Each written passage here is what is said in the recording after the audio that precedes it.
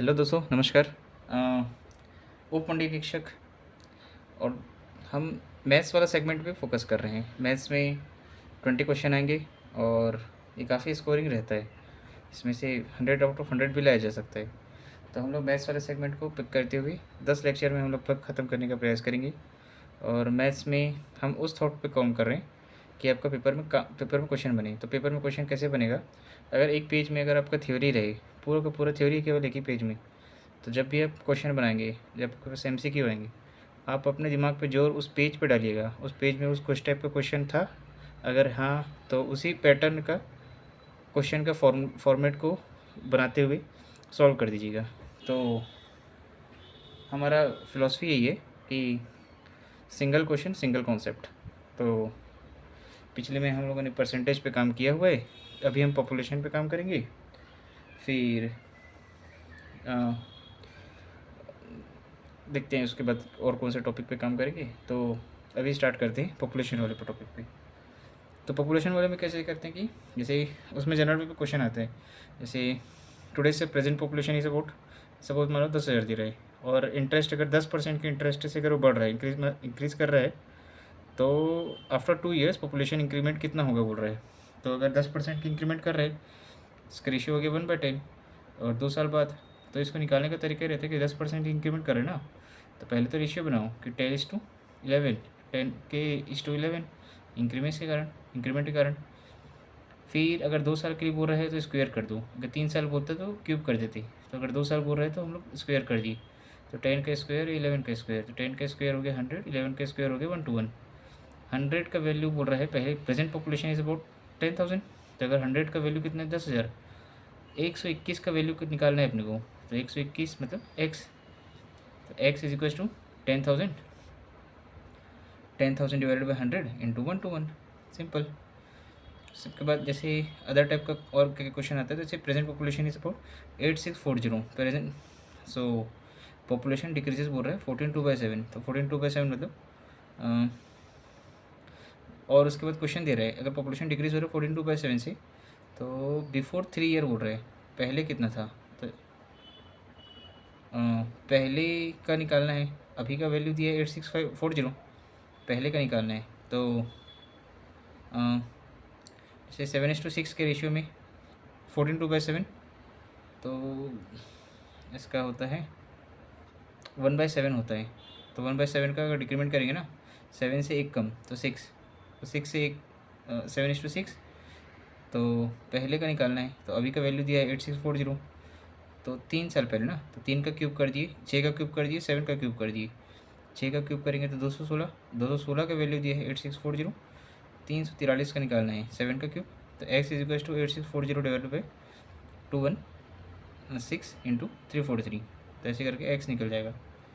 तो other type का question क्या आता है, जैसे a person spend 75% of his income, income का 75% खर्च कर देता है, एंड इंक्रीज बाय 20%, क्या इंक्रीज होता है income, and he increases his expenditure by the 10%, expenditure को 10% से इंक्रीज कर जाता है। तो बताओ सेविंग कितना है। तो सेविंग इक्वल टू होता है इनकम माइनस एक्सपेंडिचर, फॉर्मूला है। अगर इनकम मान लो पहले 100 था, अगर वो 20% से इंक्रीमेंट करता है तो 120 हो गया। अगर एक्सपेंडिचर पहले मान लो, पहले वो खर्चा कर रहा था, पहले 75% ही उसका एक्सपेंड था, स्पेंड 75%, तो एक्सपेंडिचर 75 था, पर उसमें वो और इंक्रीमेंट कितने का कर रहे हैं, 10% का इंक्रीज़ किया ना। तो 75 + 10 तो 82.5, इसका 120, 82.5, तो इनकम माइनस एक्सपेंडिचर 20 माइनस 82.5 आ गया 37.5। 37.5 बोल रहा है ही सेविंग इज इंक्रीज बाय, कितने से इंक्रीज़ हुआ, तो यहाँ पे आ रहा है 12.5% से, इनके बीच का जो डिफरेंस आ रहा है 12.5 से इंक्रीमेंट कर रहा है सेविंग का। यहाँ से यहाँ 25 था, यहाँ 37.5 है, 12.5% से इंक्रीमेंट कर रहा है। तीसरा टाइप का क्वेश्चन और आता है इसमें, जैसे ratio of the boys and the girls in a class, suppose 4:3 है, और बोल रहा है 60% of the boys and the 75% of the girls are scholarship holder, बोल रहे हैं find the percentage of the student who not got scholarship. तो उसमें से कौन सा ऐसा है होंगे, परसेंटेज निकालना है जो स्कॉलरशिप प्राप्त नहीं किए हैं। तो इसको करने के तरीका जैसे सपोज़ 4:3 का रेशियो में बटा हुआ है, तो बॉयज़ और गर्ल्स का 4:3 में बांट दिए। और बोल रहा है कि तो इसको हम लोग क्या है, एक रेशियो निकालते हैं। पहले थोड़ा सा सॉल्यूशन सही करने के लिए ना 60% 70%, तो इसको सॉल्व करना है। तो उसके लिए हम लोग क्या करेंगे, थोड़ा सा हल्का करने के लिए इसको दोनों तरफ 100 से मल्टीप्लाई कर देंगे। तो 400 हो गया, 300 हो गया, टोटल करके 700 हो गया। तो फिर नॉट गोटिंग स्कॉलरशिप, तो पहले देखते हैं कि इसमें 60% of the boys and 70% of the girls are scholarship. तो कौन कौन नहीं प्राप्त किए, तो 60 माइनस 100 माइनस 60, तो 40% नॉट गॉट। 70% प्राप्त किए हैं, तो कौन प्राप्त नहीं किया होगा, 30%, तो 40% 30% नॉट गॉट स्कॉलरशिप। तो अगर 40%, तो 400 का 40%, तो 400 का 40%, और इधर 300 का 30%, तो 300 का 30%, दोनों को ऐड कर दिए, 250 आ रहा है। 250 लोग अभी भी हुए हैं, परंतु 250 कितने में से, 700 में से। तो 250 डिवाइडेड बाई 700 इंटू 100, तो 5/14 इंटू 100, 250 डिवाइडेड बाई 7। तो सिंपल। अब और सिमिलरली और कैसे टाइप के क्वेश्चन आते हैं, जैसे total number of the student in the class is suppose 85 है, number of the girls is 70%, of the boys they either play badminton और TT और both. 60% of the boys play badminton, 50% of the boys play only badminton, 12 student plays both the games, 40% of the total student play only table tennis, find the number of the girls who not play badminton। तो boys and girls का मान लो, जैसे girls का मान लो 70% और boys class में 85 है, in class 85, the number of the student is 85, तो number of the girls is 70% of the boys. अच्छा, तो बॉयज़ का 70% बोल रहे, तो बॉयज़ का 100 होगा, तब तो 70% गर्ल्स हैं।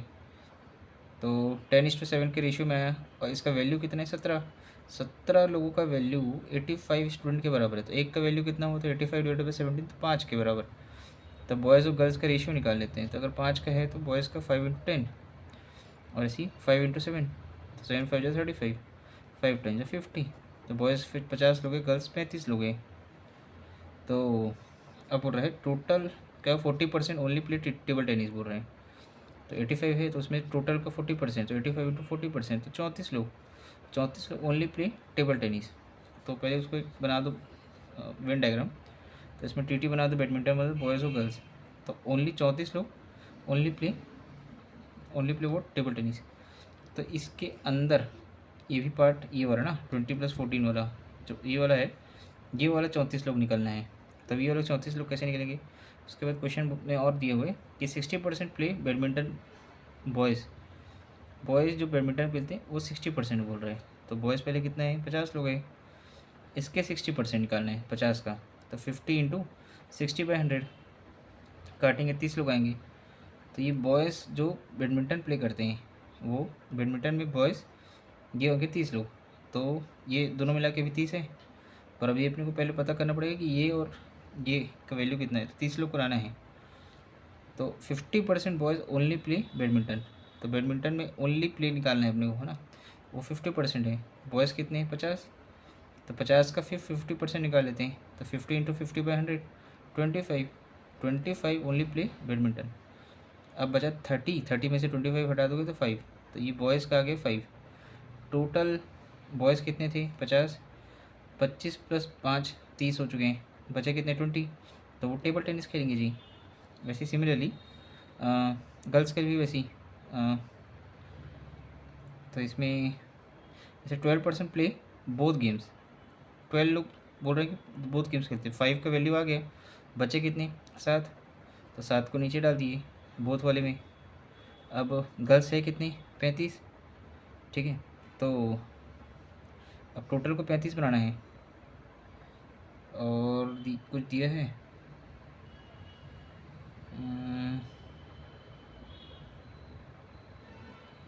टेबल टेनिस गर्ल्स,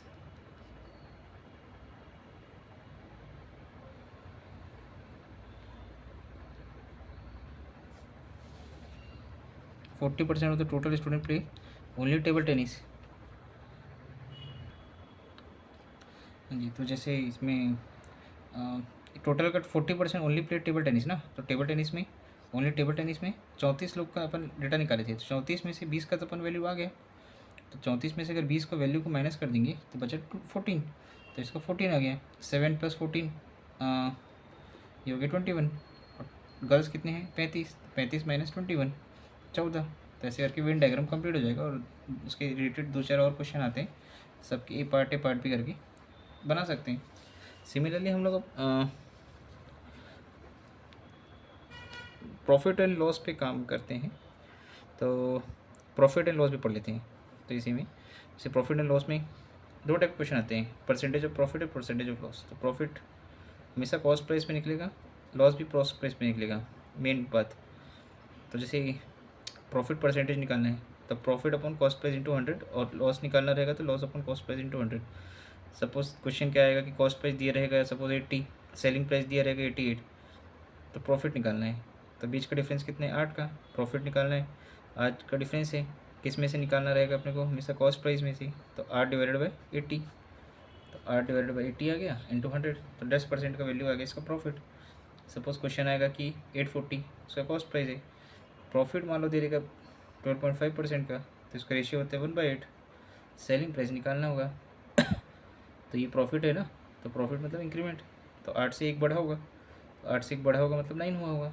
तो 8 का पहले कितना था कॉस्ट प्राइस? 840, 9 का x, तो x बराबर 840 divided by 8, 840 divided by 8 into 9, तो 945 ये प्रॉफिट लॉस।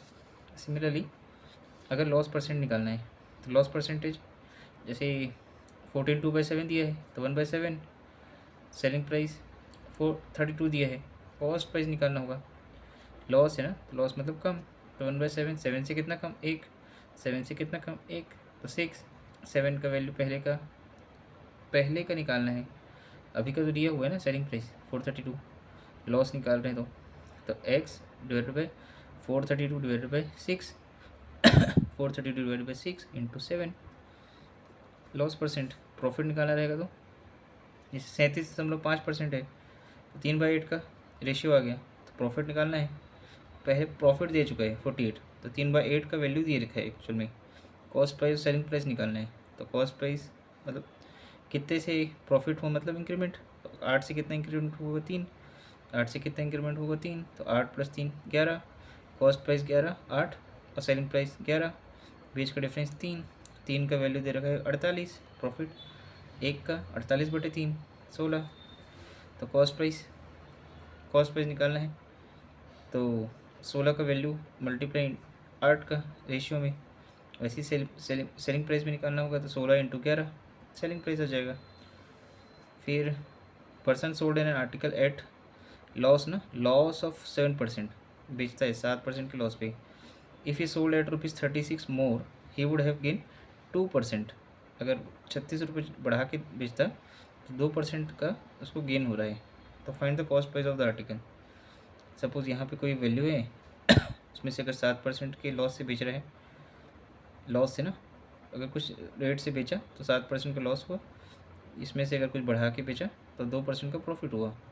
तो बीच का डिफरेंस आ रहा है 9 का, तो 9 का वैल्यू 36 रुपये का बीच का डिफरेंस बढ़ाया ना वो, तो 9% का वैल्यू 36 रुपये है, 1% का वैल्यू 36 डिवाइडेड बाई 9 इंटू 100, तो बचा 4, तो 4 का वैल्यू रेशियो में मल्टीप्लाई कर देंगे, तो 7 4 जा 28 और 2 4 जा 8। सेलिंग प्राइस 8 का है, कॉस्ट प्राइस 28 का है, मतलब माइनस ना, -28 का है। वैसे ही a person sold 2 article at 540 each, 540 each में उसको सेल करते हैं। One is sold at the profit of 10% and other is sold at the loss of the 10%। Find how much percent profit और लॉस। अगर दोनों सेम है 10% प्रॉफिट और लॉस, तो उसकी कंडीशन है देखो, सेलिंग प्राइस 1 सेलिंग प्राइस 2 अगर दोनों सेम है प्रॉफिट लॉस, उसको हम लोग डायरेक्ट ऐसे कर सकते हैं x² डिवाइडेड बाई 100, परसेंटेज का हमेशा लॉस ही रहेगा, लॉस, प्रॉफिट नहीं आएगा। और उसका जैसे x², तो x² मतलब कितना परसेंट का लॉस हो रहा है? 10% का, तो 10% डिवाइडेड बाई 100, तो बराबर 1%, तो 1% का लॉस। फिर वैसे सिमिलरली और क्वेश्चन आता है, person sold the 2 articles at the 540 ही है वो, 540 each, one is sold at the loss of the 4% and other is eight the profit of the 12%, same same नहीं है। तो इसको कैसे बनाएंगे कि find the overall percentage P, पहले ओवरऑल परसेंटेज निकालना है एंड ओवरऑल परसेंटेज लॉस, पहले ओवरऑल परसेंटेज निकालना है प्रॉफिट का एंड लॉस का, तो होल प्रोसेस में कितना आ रहा है। जैसे 4% का क्या हो रहा था, लॉस हो रहा था, 4% मतलब 1/25, वैसे ही 12% का प्रॉफिट था तो 3/25 इंक्रीमेंट करेगा, तो कॉस्ट प्राइस 1 से कम हुआ ना, तो 25:24, ये 3 से बढ़ा 25:28। तो अपने क्या करना है, सबसे पहले सेलिंग प्रॉफिट निकाल रहे हैं ना, तो सेलिंग प्राइस पे होता है वो, मतलब सेलिंग प्राइस को हम लोग इक्वल कर रहे हैं एक प्रकार से। तो इसका एलसीएम लिए 24 28 का 168, 7 से मल्टीप्लाई 6 से मल्टीप्लाई, 7 से मल्टीप्लाई 6 से मल्टीप्लाई, तो कॉस्ट प्राइस आ गया अपना 325 और सेलिंग प्राइस अपना 336, बीच का डिफरेंस कितना आया 11 का।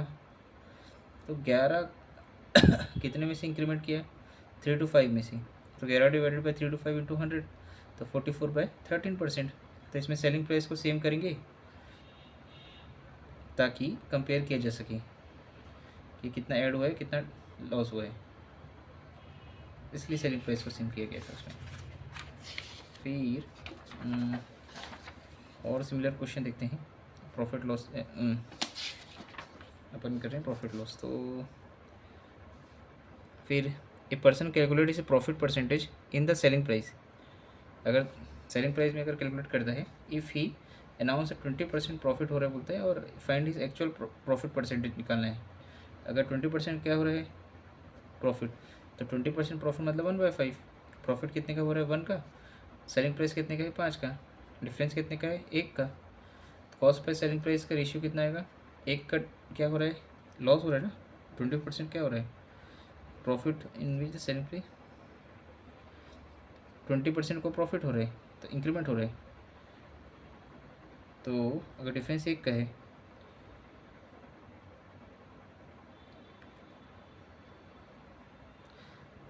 A person calculate his profit percentage in the selling price, वो कॉस्ट प्राइस में नहीं निकाल रहा है, वो प्रॉफिट परसेंटेज को सेलिंग प्राइस में निकाल रहा है, जबकि उठता हम लोग का कॉस्ट प्राइस से है। पर if he announce 20% profit, find his actual profit percent, तो सेलिंग प्राइस का वो वैल्यू दे रखा है, वो कंपेयर कर रहे जो प्रॉफिट ना वो सेलिंग प्राइस में कर रहे हैं, तो सेलिंग प्राइस का वैल्यू 5 है, इसलिए यहाँ पे 5 है, पर ये इंक्रीमेंट करके है ना, सेलिंग प्राइस में कर रहा है तो इंक्रीमेंट ही वैल्यू है, तो इसको डिक्रीमेंट में ही शो करेंगे यहाँ पर। 4 इधर हुआ 5 इधर हुआ, सेलिंग प्राइस में कर रहा है इसलिए पर्टिकुलर, क्योंकि जनरल वे पे सेलिंग प्राइस में नहीं किया जाता है, वो किया जाता है प्रॉफिट कॉस्ट प्राइस में, परंतु चूँकि क्वेश्चन में दिए सेलिंग प्राइस में हो रहा है, तो सेलिंग प्राइस में हम लोग नीचे वाला वैल्यू को, बड़ा वाला वैल्यू को ऑलरेडी रख दिए, फिर नीचे से 1 कम करके 4 कर दिए, 4:5, बीच का डिफरेंस कितना आ रहा है 1 का, एक्चुअल प्रॉफिट निकालना है, एक्चुअल प्रॉफिट मतलब कॉस्ट प्राइस में निकालना है, 1 का अपॉन पहले कितना था 4, तो 1/4, कॉस्ट प्राइस कितना है 4, 1/4 इंटू 100, तो 25% का एक्चुअल प्रॉफिट है। फिर सिमिलरली अब a man has 1000 kilogram of the tea, अगर 1000 किलोग्राम ऑफ टी है, some part of sold at the profit of the 18% and rest sold at the profit of the 8%, if he gain the 14% in the whole process, पहले sold करता है कितना profit 18% में, फिर rest को sold करता है प्रॉफिट को 8% में, then if he gain 14% on the whole process, how much gain at the 18% profit, पहले सोल्ड करता है प्रॉफिट में 18% में, फिर रेस्ट जो बच गया उसको सोल्ड करता है 8% में, if he gains the 14% on the whole process, how much gain at the 18%, तो इस वाले पे कितना आ रहेगा, कितना गेन किया है बोलेगा, तो 14 को बीच में रख देंगे, एलिगेशन वाला क्वेश्चन है, 18 - 14 4, फिर 14 - 8 6, तो 6:4 3:2, तो 18 वाले का रेशियो कितना है 3 इंटू, अब पहले निकालना है कि कितने का, जैसे 3:2 मतलब 5 का वैल्यू कितने के बराबर है, 1000 किलो खरीद रहे हैं, तो एक का 200 किलो, तो एक का 200 किलो मतलब 3 का, 3 इंटू 200 600 किलो, 600 किलो हो जाएगा 18 का, तो 18 का ही निकालना था अपने को कितना गेन कर रहा है करके, तो 600 किलो लगभग खरीद रहा है। और 8 वाला कितना परसेंट गेन कर रहा होगा, तो 400 किलो। फिर similarly a person sold an article at the 1060 rupees sold करते हैं एंड गेट द 20% मोर, और उसमें 20% प्राप्त करते हैं। Find the loss after the selling at the 950, तो लॉस निकालना है ना, loss at the selling at the 950। तो कुछ एक सपोज कॉस्ट प्राइस होगा एक्स मान लेते हैं, ये कॉस्ट ही प्राइस है, तो उससे अगर स्केल में बनाएंगे ना, तो अगर वो जब प्रॉफिट कर रहा होता है 20% प्रॉफिट पे, तो वो 1060 रुपये का बेचता है।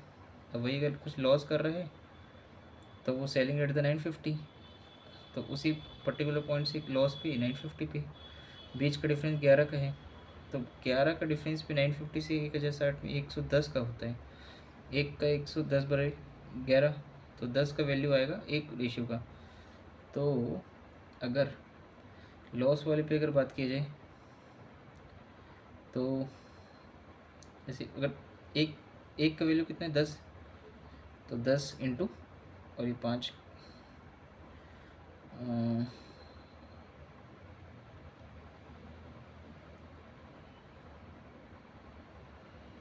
ओके, ये 20% बोला था ना, 20% मोर, तो 20% मोर पे 20% का होता है 1/5, तो 5 1/5 ना, तो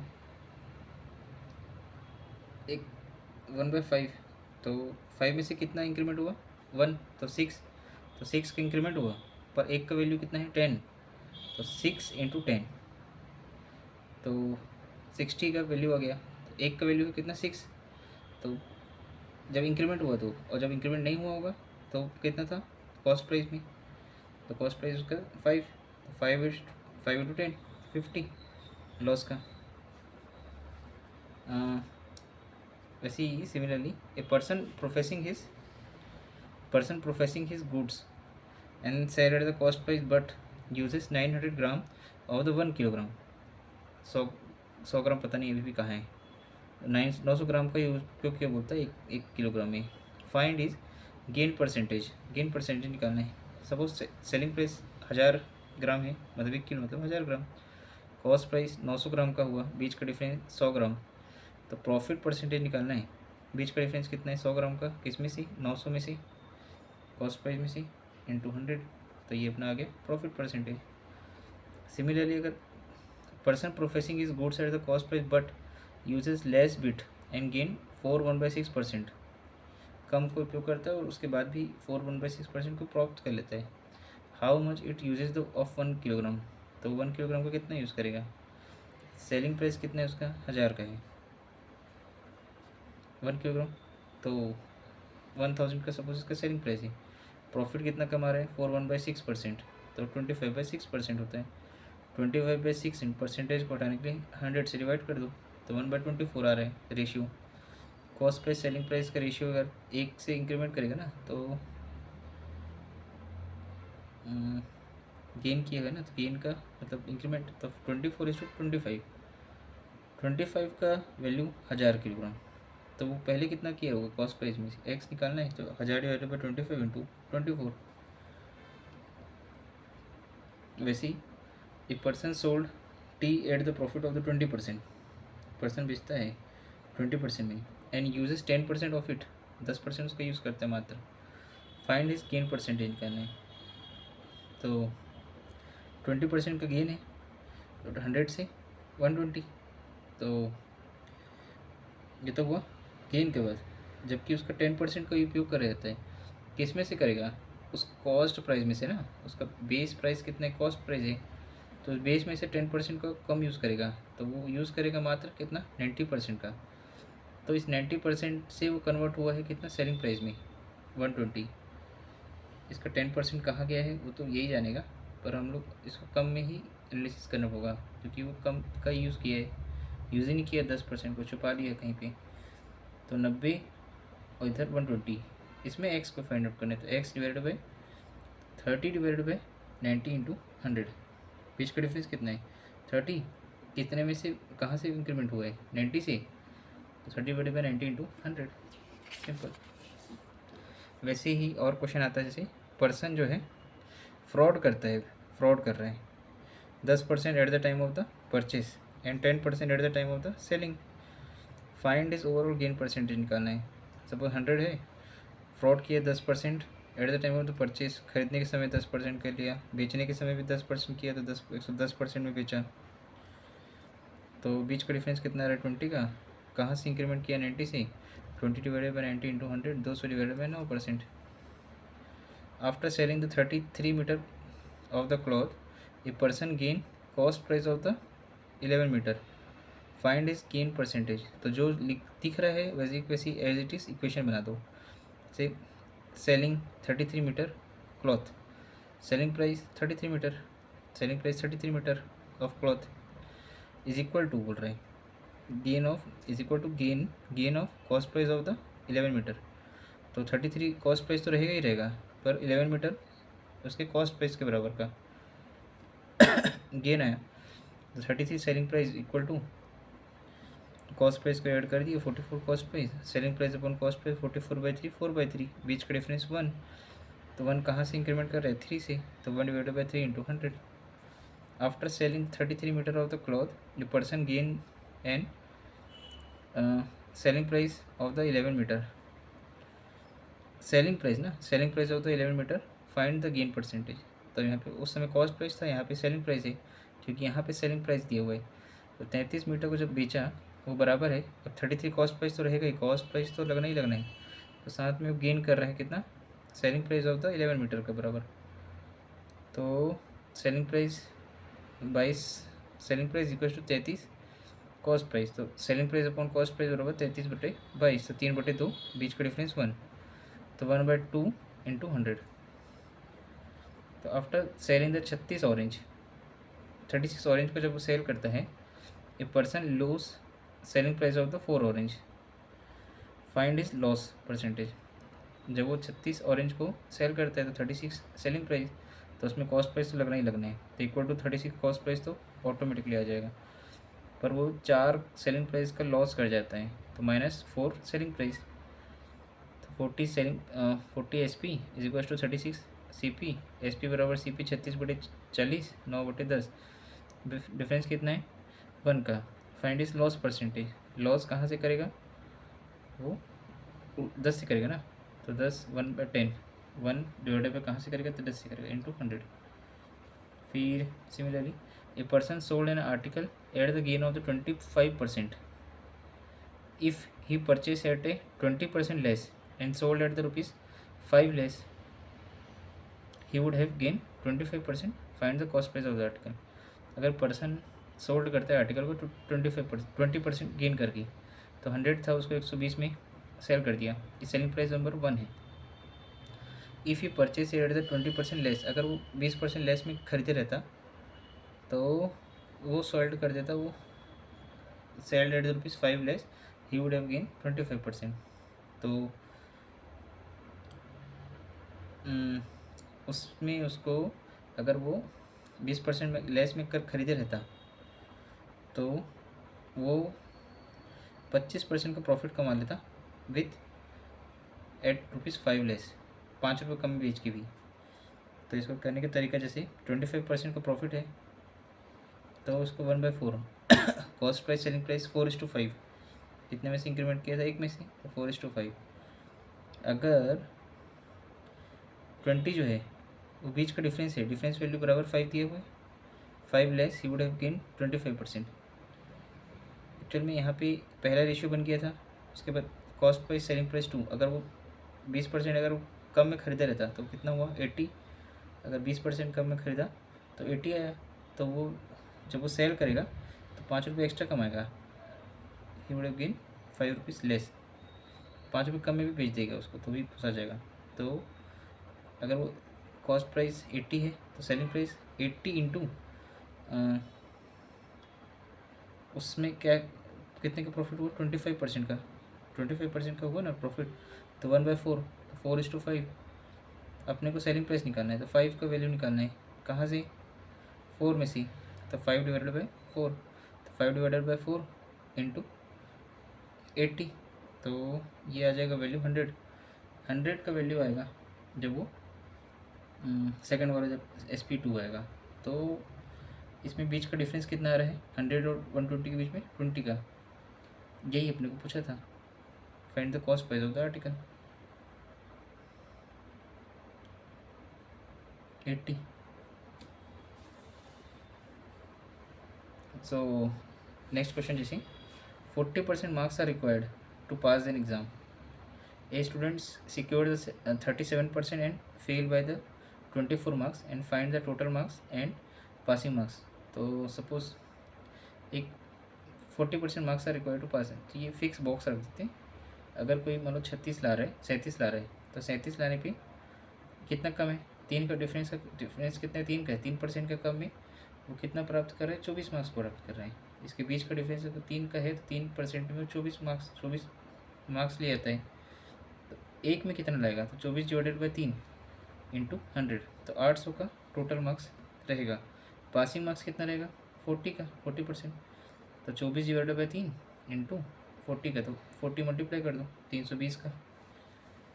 वैसे ही similarly a student secured the 20% marks in an exam and failed by 30 marks. Another student secured 32% marks which is 42 marks more than the passing marks. Find the total marks and the passing marks. जैसे दो case है, दो तरीके से बनाए जा सकते हैं। जैसे पहला है 10 टूवर्ड द पासिंग मार्क्स, जैसे पासिंग मार्क्स की तरफ जो मूव कर रहे होते हैं, तो पहले इक्वेट कर देते हैं पासिंग मार्क्स के बराबर। पासिंग मार्क्स कितना बनाए थे अपन,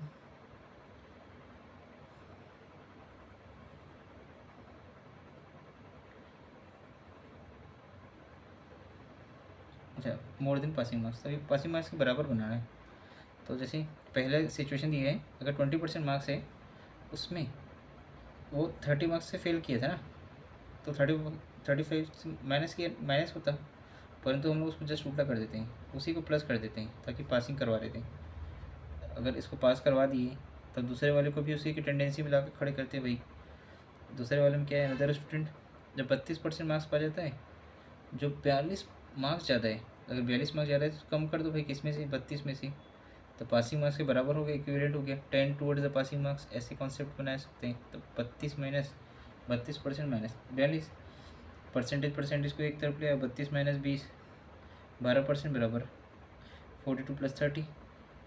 तो ऐसे करके इसे एक तरीके से आ जाएगा। दूसरा, अगर बीच का डिफरेंस कितने मार्क्स का है पहले बराबर करते हैं। जैसे मान लो ये 20% था, इधर 32%, बीच का डिफरेंस 12%, 12% में कितने का डिफरेंस आ रहा है, एक जने 42 नंबर का अंतर है, एक तरह 30 नंबर का है, तो 42 + 70 72 नंबर का डिफरेंस है। अगर 12 का डिफरेंस अगर 72 का है, एक का 72/12 इंटू 100, तो इससे ऐसे करके 72/12 इंटू 100, तो एक का आ जाएगा, 1% का, तो 1% का आया। तो अगर 1% का आ गया तो किसी भी एक का निकाल लो, जैसे 72/12 इंटू 1% है ना, 72/12 इंटू जैसे 20% है, तो 20 में से 30 कम था ना, तो उसको इक्वेशन बस बेस्ड कर दो, तो 72/12 इंटू 20%, और 20% इंटू नहीं करना है, प्लस करना है, क्योंकि पहले 30 फेल से 30 कम था ना, तो उसको 30 को ऐड कर दो, वो जो एक्चुअल वैल्यू आएगा वो पासिंग मार्क्स आ जाएगा।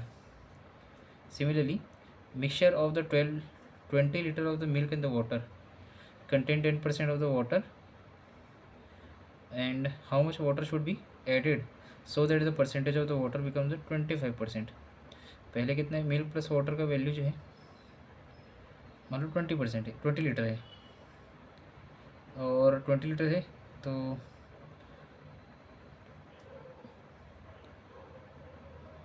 Milk and water contain 10% of the water, तो 10% वाटर है ना इसमें, मिल्क एंड वाटर में 10% अगर वाटर है तो वाटर को पहले पूरा निकाल दो, तो बचा कितना मिल्क, तो 90% उसमें मिल्क हुआ, तो 90/100 20 लीटर में 100 माइनस 10 90। तो ये इसके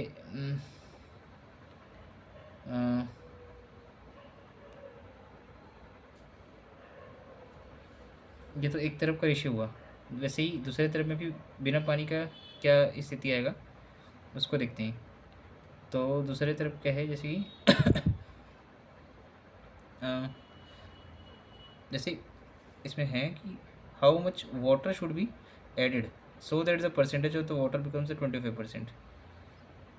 तो इसमें उस 20 में से कितना, how much water should be added, तो इस 20 लीटर है उसमें से कितना कुछ ऐड होगा, वो कितना ऐड होगा ताकि हमारा जो परसेंटेज है वो बिकम्स 25%। तो 25% भी क्या बन जाए, वाटर बन जाए। 25% वाटर बने ना, तो अपन तो मिल्क को तो इक्विलेट कर रहे हैं। 20% को 25% को हटाओ, मिल्क वाला लेके आओ 75। तो होता है 100 माइनस 25 तो 75। तो 75 divide by 100 into 20 plus x कुछ मिला हुआ इसमें, इसमें 20 था। दोनों को इक्वेट कर दूँ, जब रेशियो को जब इक्वेशन को सॉल्व करेंगे ना तो एक्स का वैल्यू 4 आएगा। ऐसे करके 4 मतलब अपन इवेल्यूट कर लिए। फिर तो जैसे नेक्स्ट क्वेश्चन में से और क्या क्या कॉन्सेप्ट बनते हैं, जैसे सपोज कोई फ्रेश फ्रूट है तो वो contain 80% of the water and while dry fruit contains the 10% of the water.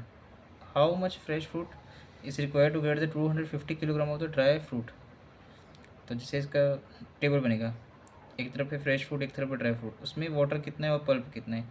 Fresh fruit में वाटर कितना है, पहले में कितना है 80% वाटर है, तो फ्रेश फ्रूट में 80% वाटर है तो 80, तो पल्प कितना बचा 20%। वैसे ही ड्राई वाले में while the fresh fruit contain 10% of the water, dry fruit वाला कितना है 10% है, तो ड्राई फ्रूट 10% वाटर, तो बचा कितना पल्प 90% पल्प है इसमें। तो ये पहले टेबल बनाना पड़ेगा। फिर अब अपने को इसमें क्या निकालना है, how much fresh fruit is required to get 250 kilogram of the dry fruit. 250 kilogram of the dry fruit निकालना है, तो एक्स इज इक्वल टू, जैसे how much fresh fruit is required, fresh fruit is required to get 250 kilogram of the dry fruit. तो जैसे fresh fruit निकालना है ना, तो 20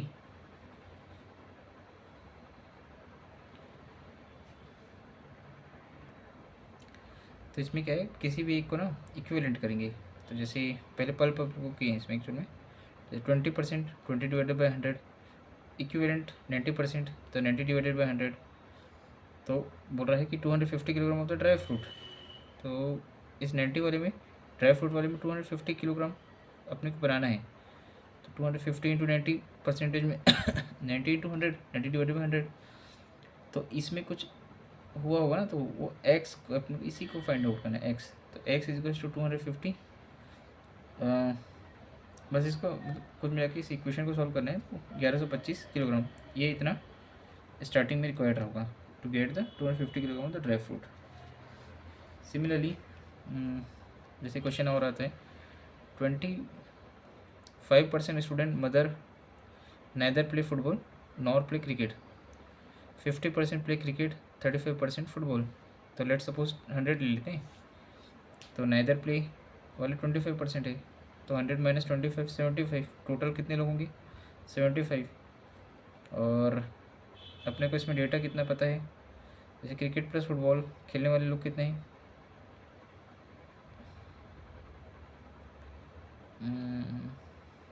25% student mother neither play football not play cricket. अगर 25% वाले लोग नाइदर उसमें हैं, तो बच्चे खेलने वाले कितने हैं 75 ना, तो वो 75 का ही अपने को निकालना है। तो जैसे क्रिकेट खेलने वाले के दिए हैं 50%, और मतलब play cricket football 50% play cricket and 35% football, तो 50 प्लस 35 होता है 85।